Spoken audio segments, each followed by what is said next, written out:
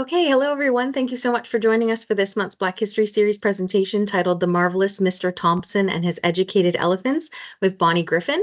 Bonnie is a research-based artist and curator originally from the UK, whose work focuses on animal culture intersections, legacy and death, and novel approaches to archiving. The F. Thompson Project, which you can follow on Instagram, it's at EPH_Thompson_project, is part of her volunteer work supported and inspired by the Uncle Junior Project. So before we begin, I ask that while Bonnie is speaking, if everyone could keep their microphone muted so that they don't distract her. Also, following her presentation, there will be a question and answer period. So just type your questions in the comment section, or you can raise your hand afterwards and I'll call on you. And at that point, you're more than welcome to turn your microphone on again. And one final note, if you would like to support programming such as our Black History series, you can go to the museum's website, amherstburgfreedom.org, to donate. So let's get started. I'm going to pass it over to you, Bonnie. Thank you so much for being with us here today, and also for the time difference accommodating me and my request for 3 p.m. today so that you could do this. So thank you so much for being here. No worries. Thank you so much for having me. I'm very excited to share my project. It's been one of those in my bedroom in the darkness, rummaging about in various archives, and now it's kind of coming out into the world, which just feels so lovely. I'm actually in Los Angeles at the moment, and I just want to acknowledge that I'm on occupied land, which is still inhabited and cared for by the Tongva, Tatvia, Mesorano, Quiche, and Chumash peoples. So yeah, thank you very much for having me. I'm very excited to chat to your audience about the marvelous Mr. Thompson. Let me see if I can move my slide on. So a very quick bit about me. I have been working in museums pretty much since I was 18. I worked in a museum in Aberdeen. I've worked in a museum in the Kelvin Grove in Glasgow. I was in Bristol Museum and Art Gallery for a long time. And then I came over with hopes and dreams that the US would be a very different space to enjoy archiving and doing my museum's work. And despite having fabulous experiences with the people there, these spaces felt like these weird colonial hangovers that were really struggling to get new narratives in, struggling to kind of be relevant, certainly to me and what I wanted to know about my, local culture and history. And yeah, kind of just not necessarily bringing in the new audiences that I expected them to be committed to. So I ended up sort of leaving working in museums as a thing, and I had lots and lots of questions. So one big one was, how can I reveal these other stories that I'm interested? How can I find these other stories? What spaces are interested in new narratives? I wasn't really finding that there was so much space for the kind of things that I was into in the sort of established museums that I had been involved with. How can I make heritage more accessible? So, I was very passionate about making sure that we are getting somebody from every single background, financial, ethnic, whatever, getting these people to be able to connect with their history. And could I be a curator without a collection? So anyone who's worked as a curator will know that there's this wonderful privilege that you have full physical access to those collections. Even if it's not digitized, you can look in a drawer, you can look in a box, and get that information. So I was very anxious to leave my curatorial position. Who was I without a collection? And then also a big question was like, why was I so obsessed with celebrity animals? And the idea about animals, celebrity animals, and how we see ourselves through the animals that are kind of in our zeitgeist, that are in our spaces, is a huge point of interest for me. And I had done it a little bit with Alfred the gorilla. You can see here in the bottom corner. He is a big mascot for the city of Bristol and was sort of a really important figure during World War II. One of the first gorillas in Europe. I mean, even for me, when I worked in a zoo briefly and I saw the gorillas, I've seen pictures, I've seen images, I've seen David Attenborough's shows on gorillas. Seeing that animal in front of me was a really moving, incredible experience. And so the thought that, people were witnessing Alfred in the zoo before they had any, real precursors to what it would look like to see a gorilla, you can understand how this animal had this huge impact. And there was a newspaper article saying as soon as people in Bristol could go back to the zoo and see Alfred, they felt like they had recovered from the war. So these animals are these kind of totems, these really important parts of our collective culture. And then randomly, as I left my museums, I uncovered an article on the Philadelphia Academy of Sciences website about Bolivar the elephant. So the middle picture here shows Bolivar's skin and skeleton, which are now off display. but they were on display in Philadelphia, and he was called Philadelphia's unfriendliest celebrity. And immediately it got my bee in a bonnet about it. And I was like, what's going on here? Why would you call an elephant unfriendly? And knowing even half a thing about animals in captivity, what they have to go through, what they're enduring, how completely bizarre and unnatural it is for them, I was thinking, I'm not sure if Bolivar was unfriendly. I've got a sneaking suspicion he might be completely traumatized, and I'd be really interested to write about him and maybe give a different side of the story.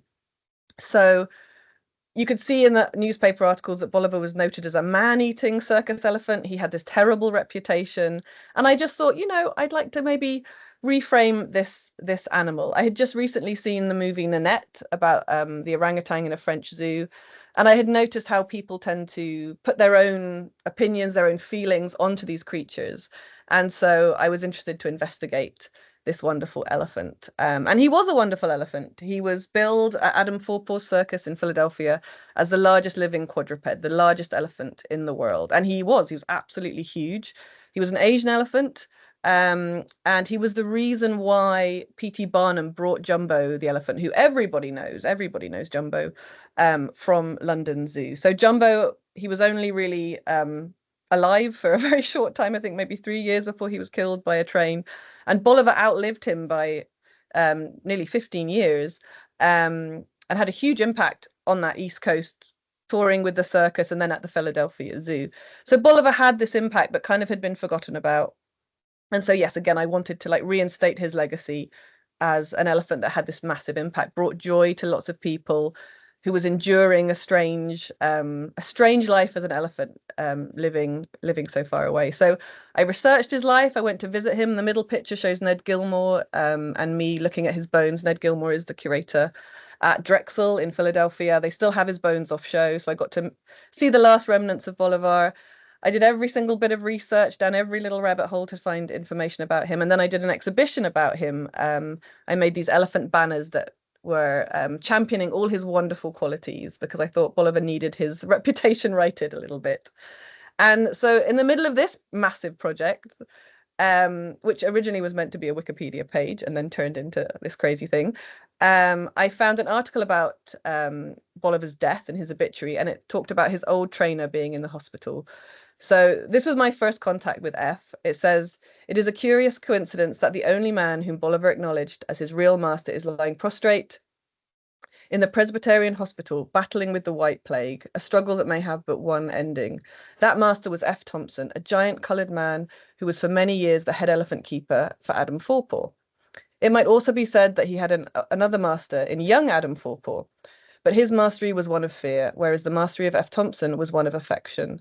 So I was thinking, okay, Bolivar had a friend. This is very interesting. This is somebody who clearly had, they had parted ways in 1883, and on Bolivar's death in 1908, he's being mentioned again. So who's this friend of Bolivar? And again, I thought this will be a 2-page article at most. You can see my Dropbox still calls this project the F. Thompson article. And of course, it grew arms and legs because F. Thompson turned out to be one of the most amazing people I've ever had the privilege to know about. So who is Bolivar's friend, F. Thompson? Let's have a look at him. Here he is. F. Thompson was born in Canada, in Ontario, I think, in 1859. And we're going to get back to his family history right at the end of the talk. He was considered the greatest elephant trainer in the world. And one of my many wonderful discoveries about F is that he not only was one of the kindest elephant trainers, but I believe that he was so prolific and he had the most famous act of his day that he was revealing elephant cognition at a time when most people thought of elephants just as these massive big things. Bolivar was just billed as a huge elephant. Not much was said about his intelligence. Not much was known about elephant cognition at the time. But when F starts his performances, suddenly the conversation changes. And so it's very exciting for me to have somebody who was transforming our perceptions of a creature at this time. F was married to Delinda de la Plata. She was a very famous world-class pirouette horse rider up in the top corner there. And then they had their son, Leo Thompson. Leo Thompson went on to have lots of descendants. I'm very lucky to be in touch with F's living descendants who now live in Birmingham, UK, and some in Ohio as well. The ones in Birmingham had no idea they had a black ancestor. They had a suspicion and then did their family history. And Ray Perkin, I should say, who's one of F's descendants, did a lot of this work and was a great help to the project. Um, and then we have Jessie Leopold Kelly. Jessie Leopold was his second wife. She was actually from Irish descent with the Kelly name, but she called herself Leopold because at the time the tradition was that you wanted to be a little bit exotic in the circus. So the acrobats were called the Brothers Leopold, and then she went on to be their directress and was part of the first male and female combined team of acrobats. So he has these working wives who are very proficient, wearing skimpy outfits, very modern, radical people. But yes, he was the greatest living. He was the GOAT, as we say in America, when it comes to elephant training.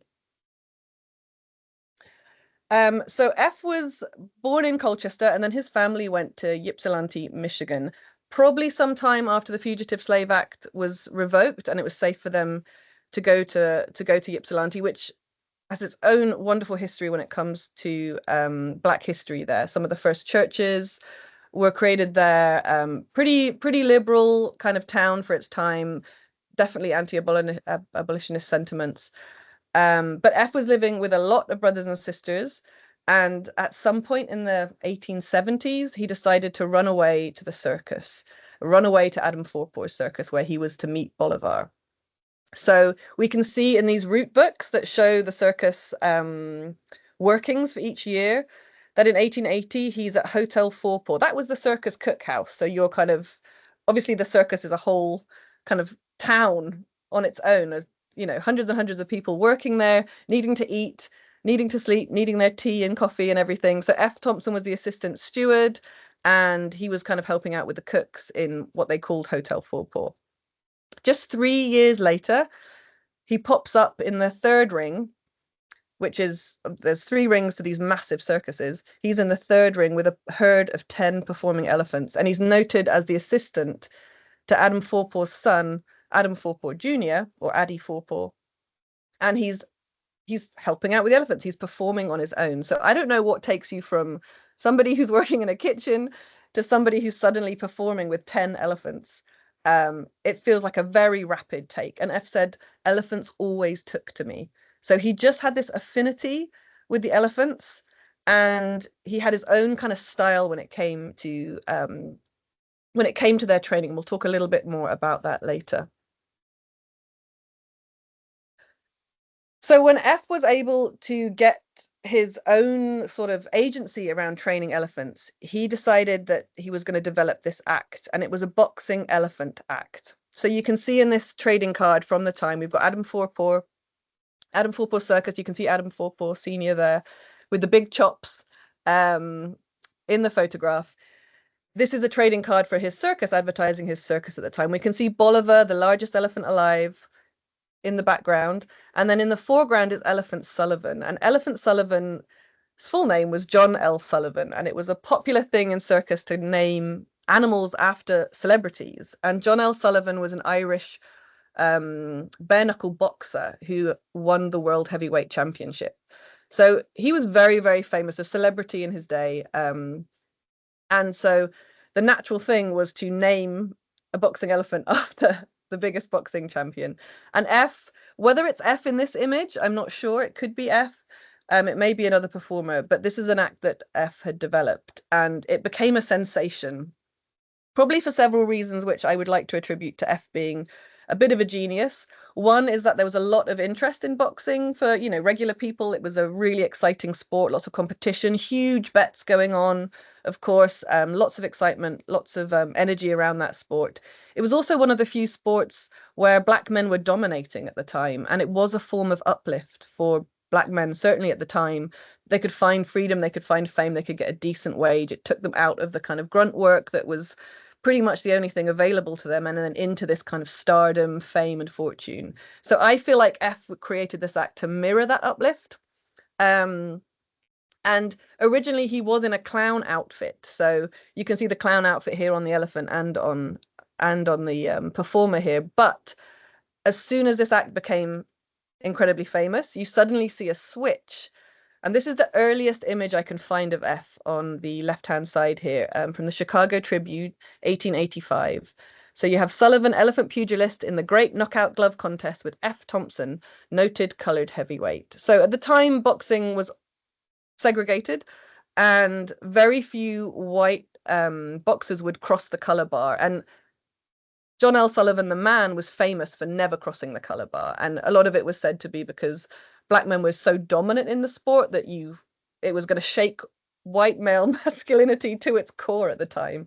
A lot had been put into, the body beautiful, and that was the kind of indicator for masculinity. And then you had all these black men just coming in and literally smashing that idea to smithereens. So we can suddenly see F has changed his costume. He's now shirtless, he's showing off his muscles, and he's a boxer. So he's changed from the clown outfit to the boxer, and it's gone from this idea of sort of minstrelsy right into an empowering stance for F. Thompson. So I was very excited to see this shift in how F was presenting himself. As soon as he got agency, this is what he did. It was also the start of the conversations around elephant intelligence. So we can see the quote here from the Interocean: "In the hands of his trainer, F. Thompson, the little animal, Elephant Sullivan, appears to have almost human intelligence, and it would seem that he understood all that was said to him." So the mastery of this act, the interaction of the elephant and the man, was not only uplifting F as a black man and as somebody who was like striving to attain his civil rights, but also of the elephant as well. So it's exciting for me to see that these two were kind of, in this kind of weird, bizarre situation of, 19th century circus, and yet they were finding ways to sort of explore themselves and show their true selves, show their true worth. Unfortunately, F was restricted to the third ring, and he wasn't able to perform in the main ring because he was a black man, and there was a feeling that audiences would not be okay with that. I think it shows that circuses at the time were concerned. I have some articles later on about how, white people would not come to see a black man perform. And it was showing the kind of lack of interest in even providing entertainment for black folk at the time. So F. Thompson had a choice to make. And in 1885, he joined forces with this lovely gentleman on the left, Leo West. And Leo West was a German equestrian, and he had traveled the world performing on horseback. He performed at Adam Forpaw's circus, and he had met F, and he'd seen that he was brilliant with the elephants. So in 1885, they had a discussion, and at the end of the circus tour, F was to join him in Hamburg.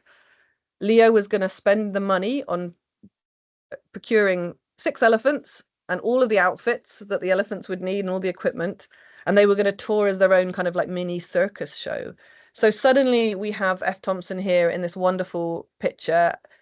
You can see he's got his beautiful hussar jacket, the red silk jacket with all of the gold embroidery that would have been on there.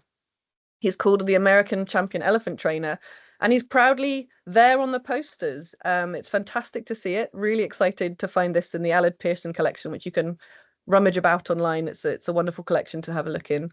And yes, you can just see the sudden difference between how he's presented at the circus in the third ring, and then suddenly when he has his own circus, he's calling himself the greatest wonder in the world. So I just love to see this confidence and this pride in his abilities and his circus performing. So yes, and the newspapers were excited about this move as well. There's lots of articles saying that F. Thompson had been procured by a German circus for $5,000 a year.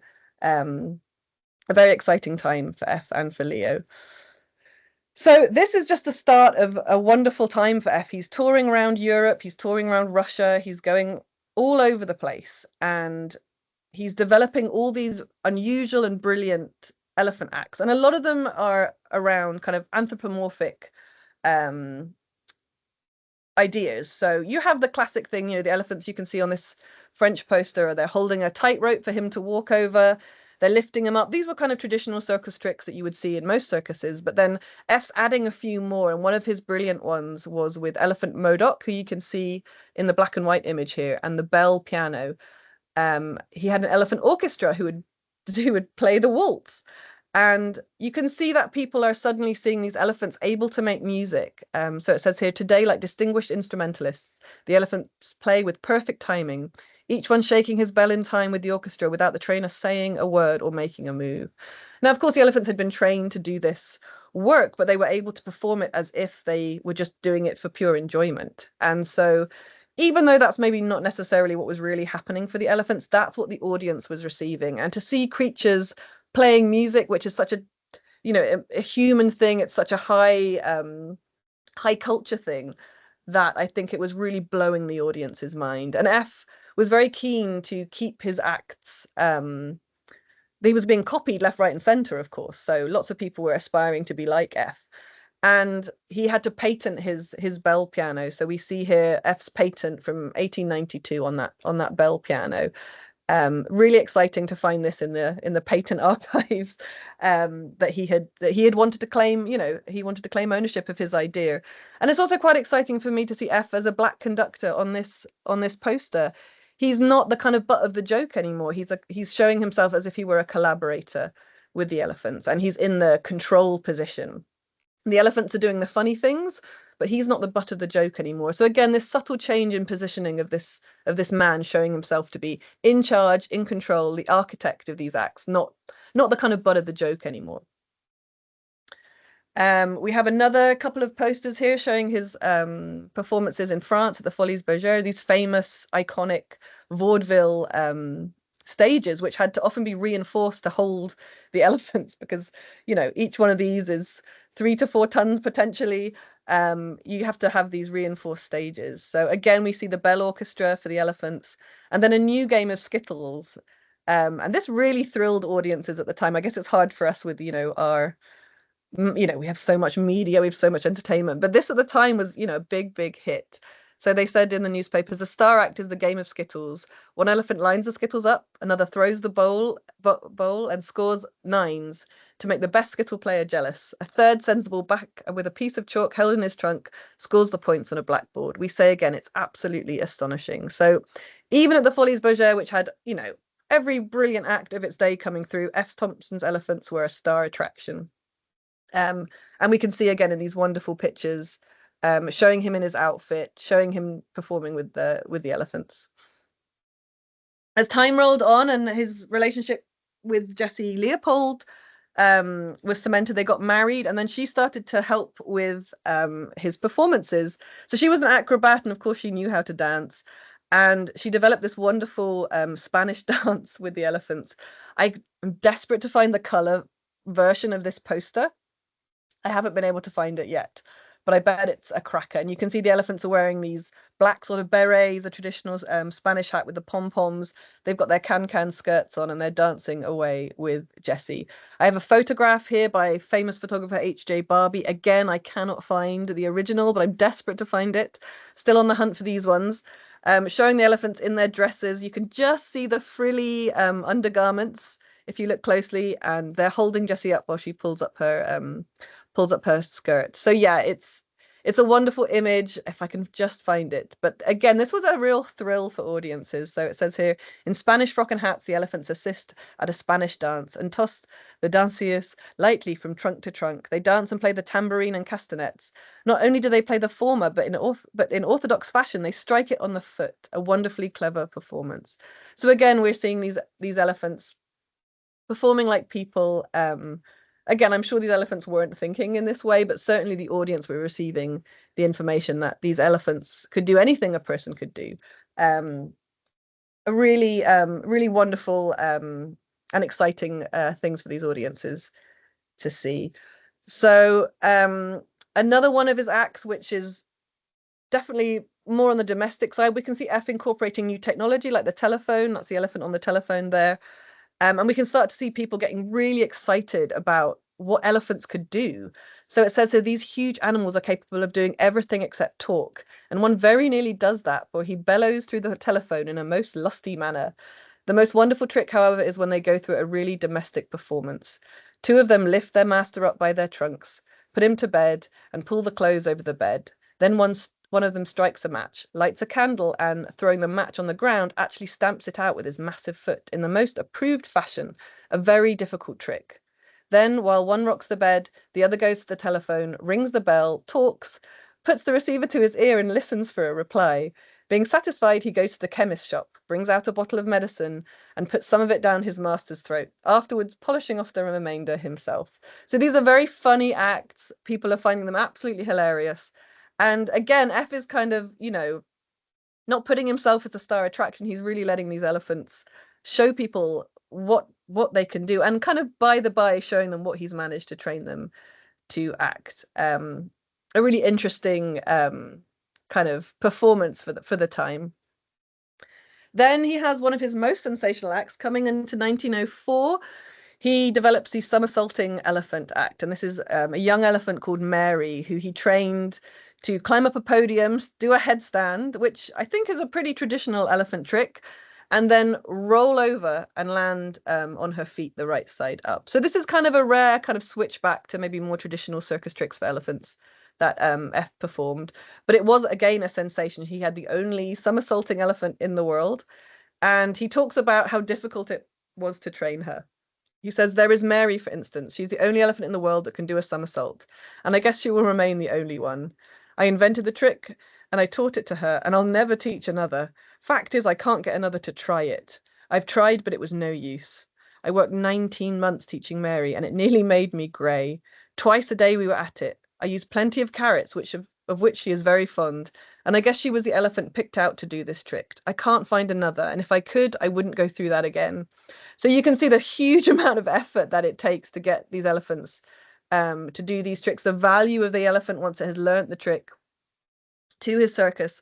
This was such a sensational trick that it got him an American tour. So F, when he left America for Europe in 1885, he didn't go back until coming on to like 1904, 1905. So he returns to America, a wealthy man at this stage. He's got his, he's got his wife, Jessie, and they're performing on the East Coast of America.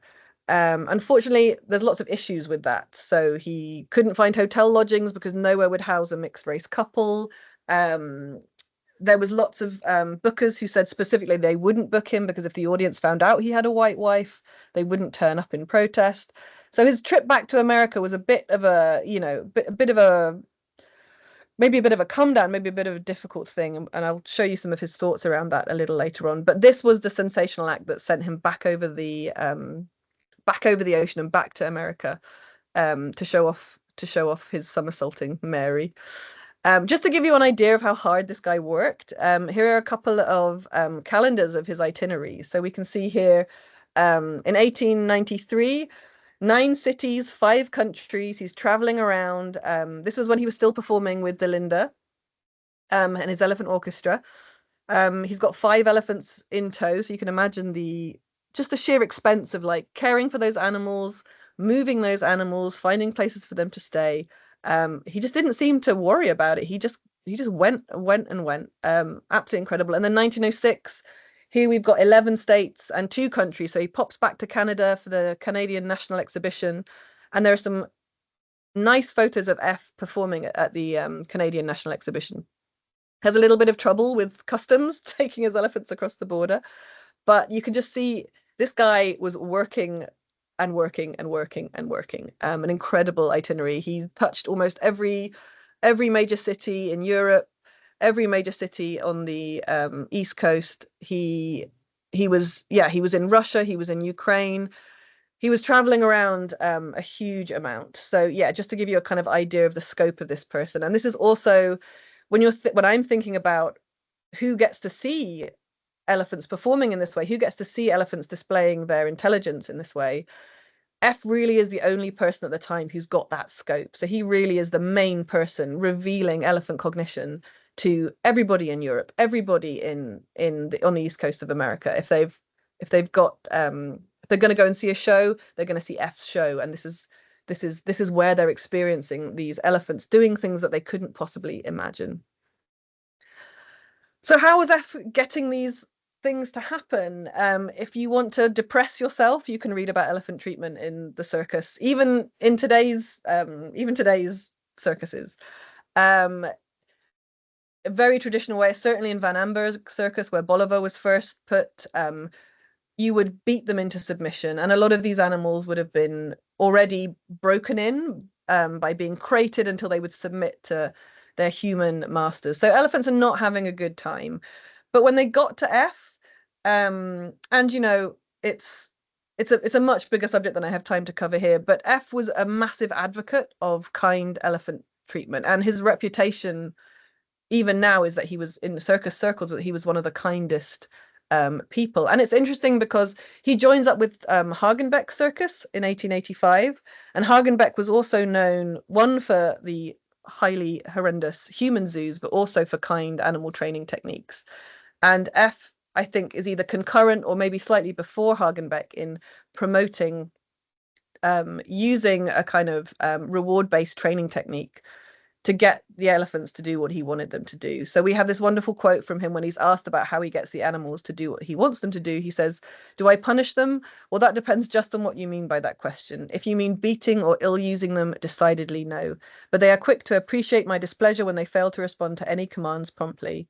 Unbound patience and gentle treatment are essential in training them, and quick as they are to recognize a reproof, they are equally quick to grasp evidence of approbation. But patience and carrots will always win in the end." So he's really advocating for the kind treatment of these animals. He's often mentioned in the press as fussing over his elephants like they were his babies. He just had this affinity with these creatures. And of course, you know, these creatures are living very strange lives. They're in non-familial groups. They're having to do these unnatural elephant behaviors.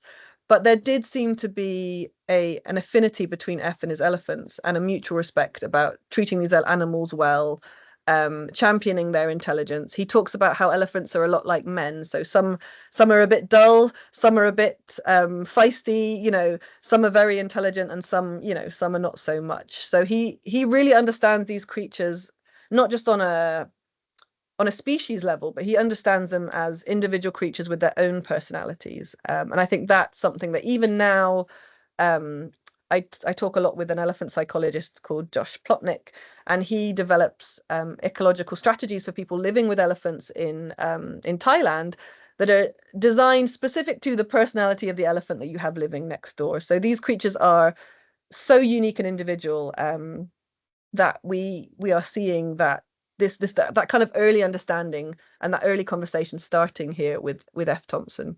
And you can see him here. I'm not sure if you can see him here in the image. He was 6'2", so he's a very tall guy, especially for the time. And then I believe it's Leo West in the background between the other two elephants. But this is one of his training techniques using what they call rope and tackle. So he's not using a hook, and he's not beating these creatures. He's simply using rope and tackle as you would train a horse. And this was kind of a bit of a radical thing at the time. So the other exciting thing about F, not just, you know, revealing elephant intelligence to the world, not just amazing audiences, was that he's kind of going through a process of self-actualization. And my mother is an immigrant, and now I live in America, and I'm certainly feeling being an immigrant. I'm very interested in how people feel about themselves and what feels like home for me. So his parents were born in Kentucky in the 1800s, and then they pop up in Ontario before F was born in 1859. So I don't know, I haven't been able to find the confirmation, but the route is, you know, it's obviously the route of the Underground Railroad. So I don't know if F's parents were one of the very few free Black folk in Kentucky at the time, or whether they were freedom seekers escaping the Fugitive Slave Act and all that awful stuff that was going on by getting themselves and their family up to Ontario. But F was born in Canada. He lived in America. He left America in his early 20s, and then he lived the rest of his life in Europe, bouncing around, mostly based between Hamburg and Paris. But obviously you can see here he's traveling most of the time. He catches, sadly, tuberculosis at some point, and elephants are known vectors, so I'm investigating a little bit about where the tuberculosis would come from. But he had a massive attack of it when he was having to stay in a boarding house in Harrisburg. He was actually part of a neighborhood that was redlined later on. And this wasn't a cleanly place. He could well afford a fancy hotel, but he wasn't allowed to stay in the hotel because his wife was with him, and he had to stay in this boarding house. So I'm assuming that the conditions there weren't great, and his TB flared up. And then he took himself back to Europe and then actually ended up going to the German hospital in Alexander, Egypt. So unfortunately, he did pass away from TB in 1909 and passed away in Egypt. His body was transported back, and then he's buried in Birmingham in England. So you have this guy who sort of doesn't belong anywhere. And I was kind of thinking, obviously I'm like, who do I tell this story to? Because he exists in all these places. He's relevant to all these places in my mind. But I did find this wonderful quote from him. He said, "I was born in America and I ran away with a circus. My people belong in Kentucky. As for me, I am cosmopolitan. I find that in foreign countries, the colored man has a much better opportunity for advancement. Little is known of my race in the old world, and there is not the same spirit of discrimination against the colored man, the barrier which is ever before him in America. Why, there is a clown in the Nouveau Cirque in Paris, who's the idol of the people and who has amassed a large fortune. He is affectionately called Chocolat. Where could we find a parallel in our own land? It seems strange to me to be once more in a country where exception is taken to one's color." Now, calling a clown Chocolat probably is part of an exoticization, and that's not a great thing. But I think from F's perspective, there was a sense of relief and a sense of like unfurling that he got in Europe, which he just could not get in America. And it's interesting that this is his interview in the Harrisburg Telegraph when he comes back to America, and he does talk about how there's a story in between here where he talks about how he was overcharged for a beer in a local tavern. And so he's talking about the frustration of experiencing that discrimination. He says, "Mind, I do not relate this anecdote with any ill feeling towards my own flag, which will ever have my greatest respect and love. It is, however, somewhat sad commentary on the progress of the nation, or so it seems to me, and I can only hope that I shall live to see the day when race prejudice will be quite effaced." So this is 1908. He's talking about it. I can tell you, living in America in 2024, yeah, we're a long way off. We're a long way off sort of dealing with these problems. And it's a very moving thing for me to read about this, to experience. At the time when I was researching, if it was during the pandemic, and seeing the Black and brown communities being really harshly affected by disease, seeing them, these compounding problems of poor housing, poor access to education, impacting people in my community, in the city that I live in. And then reading this stuff where it's like, oh, it feels like nothing has changed. And of course things have changed, but it's a very moving thing to read F talking about how he feels about himself. And I was also really excited about him calling himself cosmopolitan.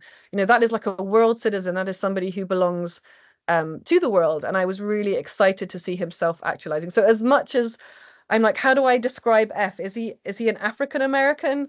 He wasn't born in America, but I guess he is a Black American man, but he wouldn't describe himself like that. So when I talk about F, I can describe him as a Black American, but if he were to describe himself, he would say cosmopolitan. So that's where I try to keep him on his words, on his own kind of description of himself. So yeah, so the F. Thompson project, which, as you can see, I went down a rabbit hole, and what was meant to be a 2-page article on a Wikipedia page has turned into one book about Bolivar and a book about F. So I have my book all written up. I have as much information as I have on him. I'm sharing it through Instagram because nobody reads books.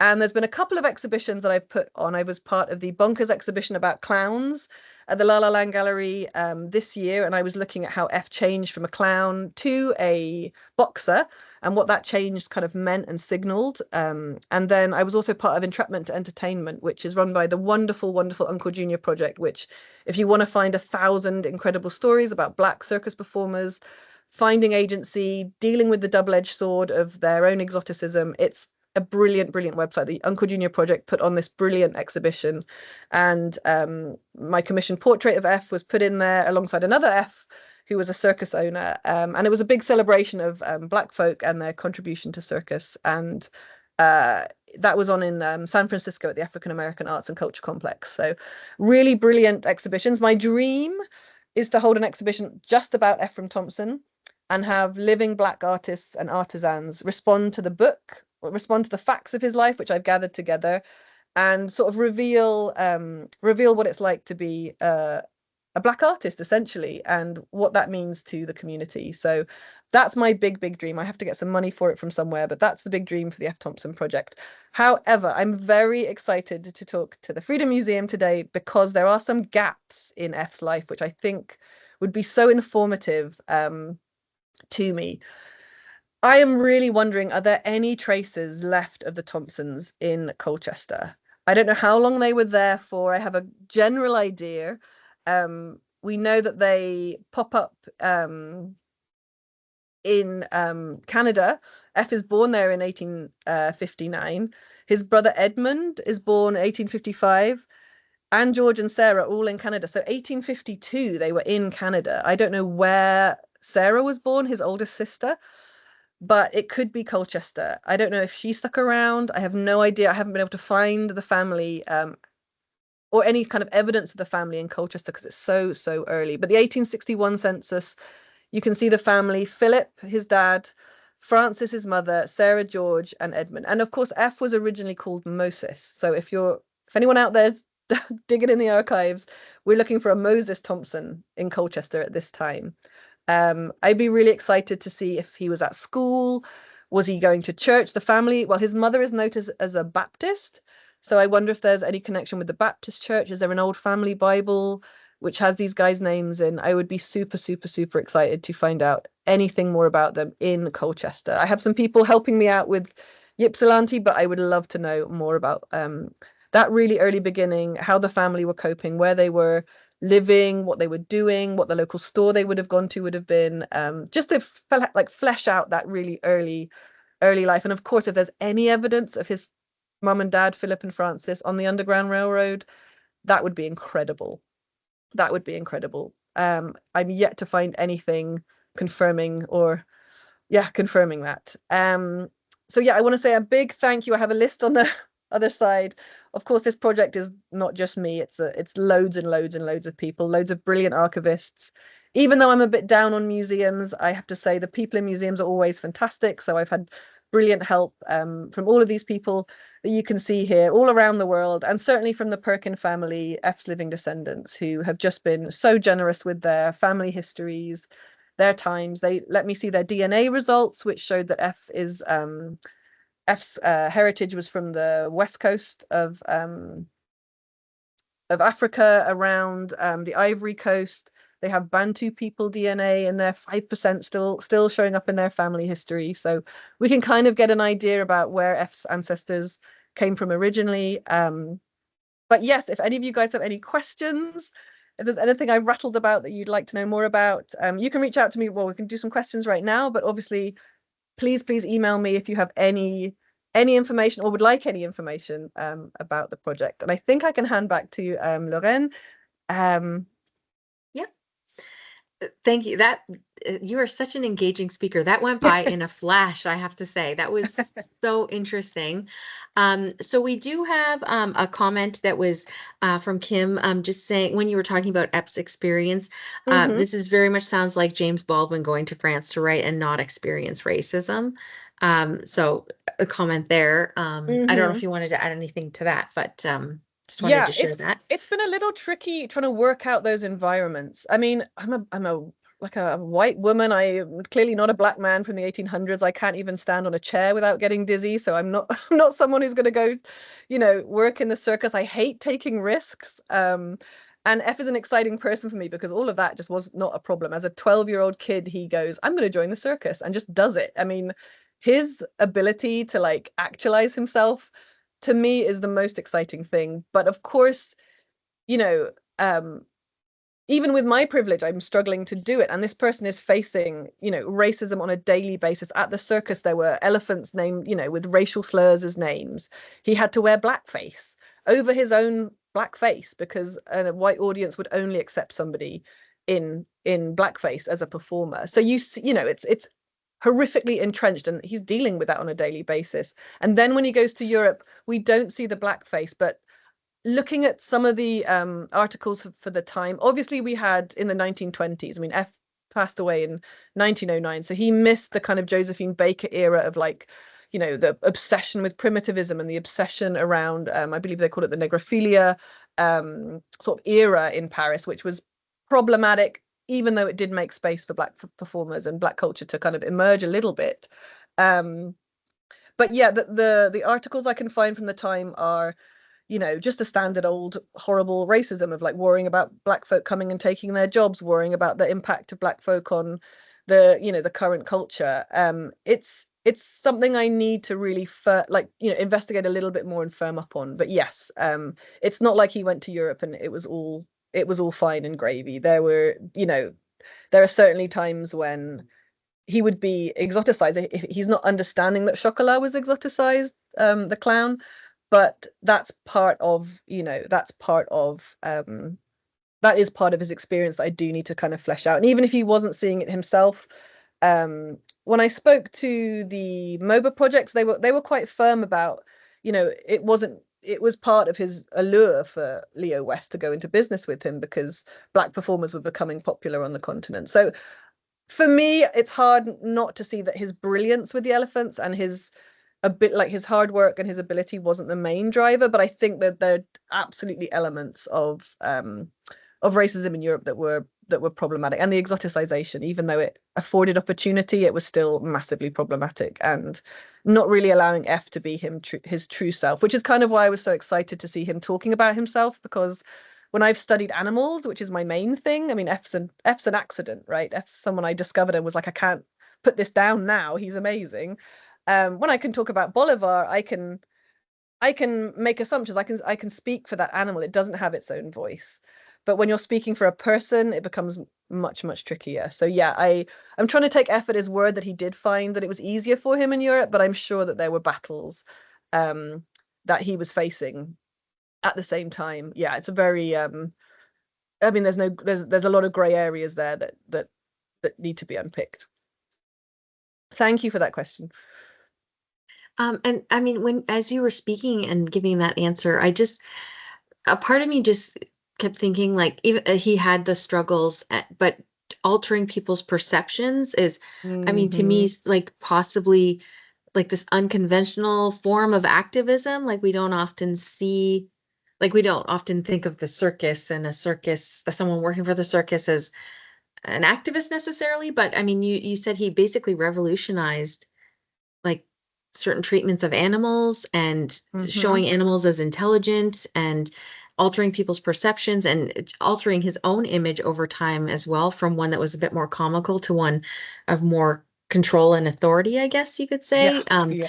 So I don't know, that just sprung out to me. I don't know if that applies or not, but it just I mean, challenging these stereotypes almost. Yeah, I certainly see that in F. You know, I think, you know, the biggest comedian of the day was Billy Kursands, who was known for he had this huge mouth, and it was, you know, it was minstrelsy, and he stuck to that, and he made a fortune, and he was very well loved for it. But you know, he had to walk that line, and I think a lot of Black performers, and you know, I mean, I even see it with you know, women today. You know, you need to look fantastic, but you also don't want to be objectified. And I think, not that it's the same, because obviously, you know, racism is a whole world of horror, but there is that element of, you know, certainly Black performers having to walk the line of like, I need to be exotic, but I can't be too exotic. I have to be exotic in a way that the white audience is going to accept. And F just didn't do it. He didn't change. Well, he changed his name to F, but he didn't change his name. You know, you see a lot of those performers are kind of like, you know, they'll give themselves like a Hindu sounding name, or they'll, you know, they'll completely radicalize themselves into this like new, weird, exotic kind of performer. And F never does it. He's like, I'm F. Thompson, and I'm training elephants, and I'm not going to self-exoticize, and I'm not going to, you know, I'm going to align myself with other forms of Black uplift, including boxing, including high culture. And yeah, I think this for me, the self-actualization is impressive as a person, just as a person in general. I think it's something I certainly struggle with. And the bravery of it and the assertiveness of it is very exciting just for me, because I'm a big country mouse. But then knowing that he's doing that in a country that won't let him perform in the main ring despite his talent, won't let him, you know, go in the front door, won't allow him basic human rights. Like, it's amazing to me. There's a real like a healthy entitlement, I think, with F, in terms of how he should be treated, how other people should be treated. I have a really interesting article where he actually goes against Forepaugh in a in a case where the most beautiful woman in the world gets shaken off the back of an elephant. And F had said no one should go on that elephant. That elephant's not in the right mood today. And so he's going against his employer to say that she deserves compensation because she should never have gotten on that elephant. And she was ordered to do so by Addie Fourpaw. And so she went on that elephant and she fell off and she damaged herself. So she couldn't perform anymore. And then Fourpaw loses the case against her. So, you know, F's really sticking his neck out to protect his fellow circus performers, advocate for what's right. He just, yeah, just a thoroughly decent person. And again, when the San Francisco earthquake happened, he's there raising money for people. It was known that he was extremely well liked.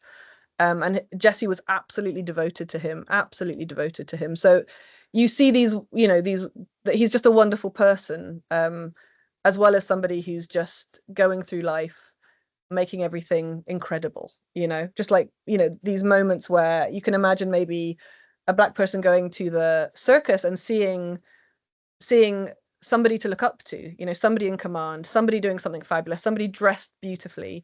And actually just want to point out that he was a sort of early adopter of what I call, I guess, what you call bling culture. I don't know if you can see in the image here that he's wearing a massive diamond in his shirt. And he was known for wearing these diamonds. So he was very overt about showing off his wealth as well. He wasn't shy about stepping into who he was. And I think that's a really exciting part of his story too. I think I'm so glad you pointed out the diamond because again, challenging like these views that people have about the Black community and just saying there's wealth here as well. But I'm Mm-hmm. really glad that you brought up the point about because I was going to ask you about his employers. Did he ever find that there was pushback? So you gave that really great example when he had said, no, she should not go on the elephant. But yeah, my question was going to be, did he find in terms of his techniques with the elephants? Because you'd said he had such a unique and kind approach to the animals. And perhaps his employers saw that as taking a little bit longer, or if he felt pushback from that. But Well, yeah, it's interesting. When he first arrives at the circus, they just give him Bolivar because he's the only person who can manage Bolivar. So, you know, you saw Bolivar's the man-eating elephant and all the rest of it, but F was just sort of dumped with Bolivar, and managed to have that relationship with that elephant that was a one of trust and, you know, a proper bond. And he also talked about how he never had a stampede. So often circus performers, elephant performers, the other big performers were the Lockhart brothers, and I think one of the Lockharts was trampled by his elephants. So F had never broken a bone. He talks about that, how he's never had a stampede. He's never had any aggression from his elephants towards him, certainly. And yeah, I don't know. I think I have an article about how because F was getting so much attention at Fourpaw's Circus, and Addie Thompson had heard, he was away at the time, he had heard that let me find the quote for you. It was something along the lines of how, you know, the circus had gone from this kind of classy establishment into the mud hole of sport.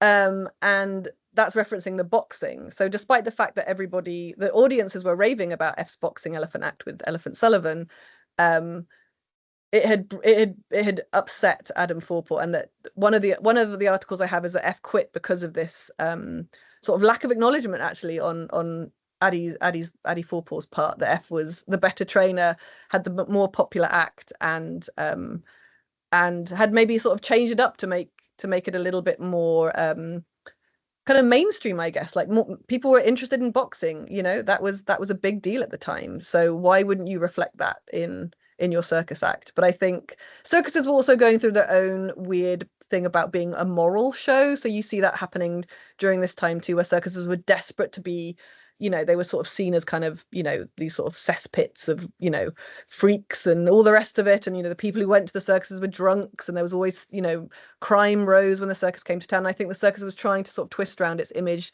as more of a kind of man's dominion over nature, and that it was like a, you know, it was a moral thing. And, you know, F was maybe a bit counter that because he was doing the boxing thing, and maybe being a bit more aware of perhaps what local people would be interested in, like regular people, regular folk, you know. So yeah, there was definitely tensions in the circus, and of course not being able to perform in the third ring when he's getting offers from other people to start his own circus. It's a no-brainer. I mean, his talent just shone through. And it sounds like he was an incredible businessman. Like you said, finding things that everyday people would like. Yeah. It sounds like he was very, very smart. We also have a question from Kim. Go ahead. Mm-hmm. Bonnie, that was a really great talk. Thank you very much. And I learned a lot from it. A couple of sort of quick comments and questions. I mean, circuses are often contradictory places, because on the one hand, you're clearly describing the prejudice that F experienced, but on the other hand, there are often places where people who were out of the ordinary, like bearded ladies and all the rest of it, that they were actually celebrated. Of course, they were used as vehicles to raise money for the circus, but they were places where people who are unusual could go and work and live. And then, of course, there was also, as you referenced, the horrible practice that Hagenbeck did of displaying native people with animals from their countries. I'm curious to know, just push a bit more about his elephant training techniques. And is there anything much specific that you know as to how he would train the elephants? Did he use a bull hook on them? Or did he carry a bull hook, for example? Yeah. So You know, it's tricky. I know it always says, oh, he performed at night in secret. So I have that information. And one of his business partner's memoir says that he had a hook that was like concealed inside a cane. So all the photographs I have of F, he's on stage or wherever, he doesn't have any kind of hook on him. And actually, it's been one of those indicators when, you know, if we find, I've been working with some other museums, the Blackpool Tower Museum has some images of black guys with elephants, and so they were asking me, do you think this is F. Thompson? And it was like, you know, trying to work out if this is a photo of F. And a lot of them would have the hook prominently in their hand. And I think F's brand was definitely not to have that. So when he's performing, he's never shown with an elephant hook. sometimes Whether they he hit had them one up for safety, up their sleeves. Sometimes they hit them up the sleeve. yeah, and I wouldn't be surprised, because that might be part of it. There's a couple of stories about elephants escaping and F turning up with a bowl of sugar to take the elephant back. So you don't ever hear of, I've never seen an account of him, you know, hooking the elephant or jabbing the elephant. There's a weird, very early article that F has apparently been interviewed for, and in it he's talking with a really strong like affectation on his accent, and it's from a really racist newspaper. So I'm not sure if it's true, and he does talk about like using a steel goad and whip. But then like maybe a year later he's talking again about elephants, and he's like, oh, I never hurt them, it's only kindness and carrots, it's all positive reinforcement. So I don't know about how genuine that first article is, although it would be standard practice that those elephants were getting whipped, were getting beaten, were getting prodded. Like I said, but if you want to depress yourself around animal treatment, just read up about the deaths of elephants in the circus in the 19th century. Awful, absolutely awful. So yeah, I don't see a lot of that, and it could just be that, well, he got better results from kind treatment, so that was the road that he went down. But there's a lot of affection when he talks about his elephants, and from what I'm reading, there's not a lot of evidence about, what it was. I know rope and tackle is mentioned, so that's a kind of horse training technique. And I also have some examples where he brought a dog, and he would get the dog to perform the trick so that the elephants could look at the dog performing the trick. Oh, wow. And then copy the trick. So I've been talking to that guy, Josh Plotnick, the elephant psychologist, who's wonderful, absolutely brilliant guy. And he talks to me about how a lot of what F was doing was just conditioning elephants, right? You perform the behavior, you get a treat. And actually how we understand elephant intelligence today is a very different thing. It's about that kind of insight learning, about spontaneously connecting two different things to do a third thing. And so F is that first step on the ladder, I think, of showing elephant intelligence. But yeah, I don't know if he could, imagine it further than that. Like, I think that's what people thought in the 1880s. What being smart was doing something human. And so if you could get an elephant to light a candle, or drink a bottle, or pour a beer, that's how they were perceiving that creature. But nowadays we would be like, can they cooperate? Can they understand cause and effect, all that kind of stuff? So it's a slightly different thing, but F is the first step on that ladder. And I think the press seemed really excited because there's a backstage interview with him where he's talking to his elephant Minnie, and he asks her to get his coat, and she fetches his coat for him. And so the press are really excited that he can just talk to her and she just does stuff. And this is when all thoughts of performing are out of the elephant's mind. And then there's another quote about how elephants seem to enjoy the performance and how they have a sense of the ridiculousness. So again, that is whether those elephants were enjoying it. And it's hard to know. I know elephants are sort of semi-domesticated, and I'm sure they did have moments of understanding that they were being praised, and that's got to feel good for an animal. But of course, that's in the context of, what is an elephant doing on a stage in Paris? Like this just madness. Yeah, absolute madness. What are they doing in Paris at all? Yeah, exactly. Yeah, exactly. It's madness. Yeah, the whole thing is completely screwy. Yeah. Can I make another point, please? Yes. So as you know, I'm writing the biography of Topsy, and Topsy was an female Asian elephant who was owned by Four Paw, and she ended up killing someone, and I'm blanking on the name of the elephant keeper at that time under Four Paw. This was after Four Paw Senior had died, and the newspaper report is that the elephant keeper went and spoke with Topsy for 10 minutes, and that after she had killed someone, and it's not recorded anywhere as far as I can tell what he said to her, Topsy. Yeah. But I'm just sort of really intrigued to know what the terms of the conversation was, and what was the keeper's mind, where was the keeper's mind in when he talked to her. I mean, on one hand, it could be that he talked to her as if he was lecturing his own child because the child had behaved badly. Was he aware that the consequences for Topsy having killed someone, that she's probably going to be leaving the circus and being sold on, etc.? And it's like you, there's a lot of gaps in the knowledge and understanding of what happened, and you can only really speculate and fill in these gaps to the best of your ability of what you're able to find out. Yeah, and with circus as well, of course, there's a lot of circus lore and passed down stories which are very valuable, but you're always unsure about pinch of salt. Yeah, absolutely. This might interest you actually, Kim, that I have a really interesting quote here if we have time. I don't want to go too far over, but there was a press article about Thompson's circus getting shipwrecked, and that I find the report everybody died. Well, that's not true because he was carrying on, and that all the elephants died, but I'm not sure if that's true because by the time he starts performing again, it's the same amount of elephants and it's the same tricks. I don't know if he would have time to train up 6 elephants in that time. But there is also 2 years where he's not really doing anything, but that also coincides with the Spanish flu, which ended up killing Adam Four Paw Senior. So you're trying to find out, maybe he was in Russia. I'm struggling to get through those Russian newspapers. Anyway, so the story of the shipwreck here is, let me give you the quote. So the ship was listing, and the captain told Thompson that the ship could be saved by throwing the elephants into the sea.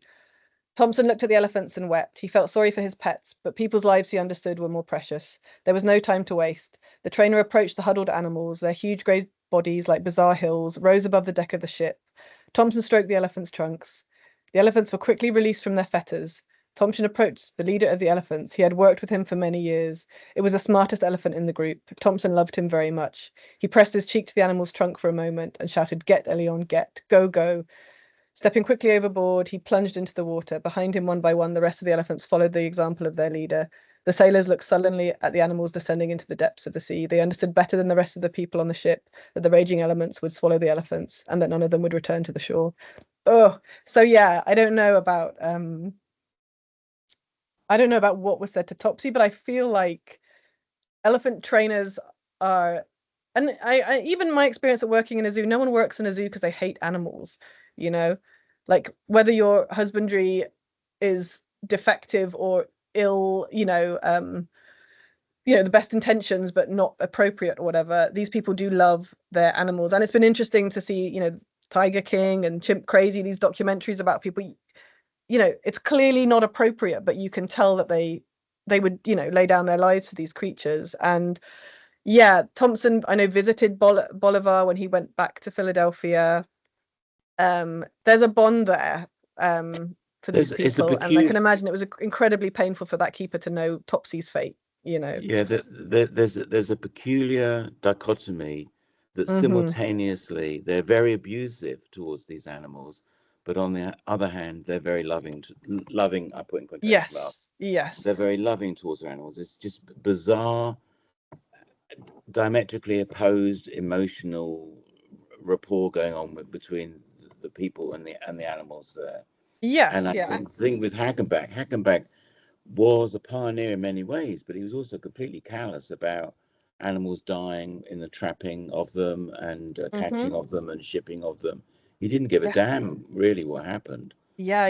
And I think even for F, there's times when he says the elephant gets too heavy for the stage and it moves on, and so like, he spent a long time. I think he had 2 troops of elephants that he stayed with for that period, 1885 to 1909.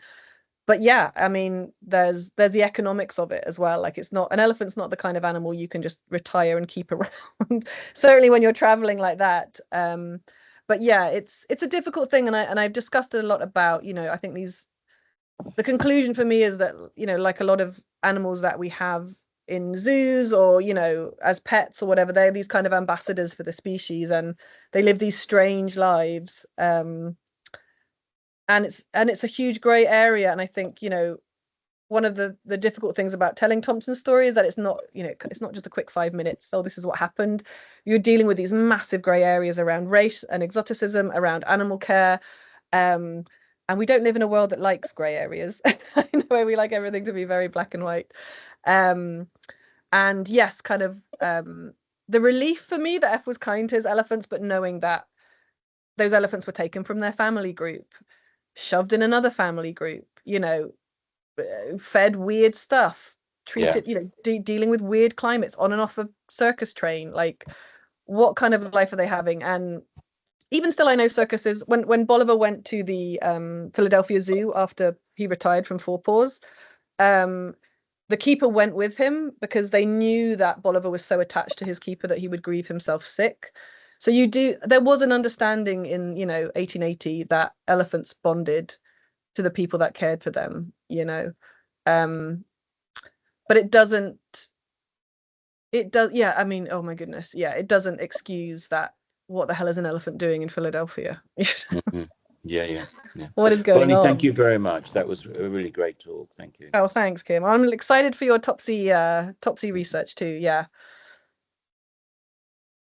Okay, so I don't see any other hands raised or questions in the chat, so we'll end it there. And I just wanted to say thank you again so much to Bonnie for giving such an engaging and interesting presentation. And again, if you know information, if you have information about the Colchester area or any other information that you think would be useful to Bonnie, please reach out to her. She is on Instagram at @Thompson_project if you have more information that you want to share. So thank you all for joining us today. And thank you again, Bonnie, for such a great presentation. My pleasure. Thank you, everybody. Yeah, I really am so delighted to share F's life. It's a big part of the project is getting his name out there, restoring his legacy. So now you guys are all part of that, and that makes me very happy. So thank you, Lorraine. Thanks for the opportunity. Of course.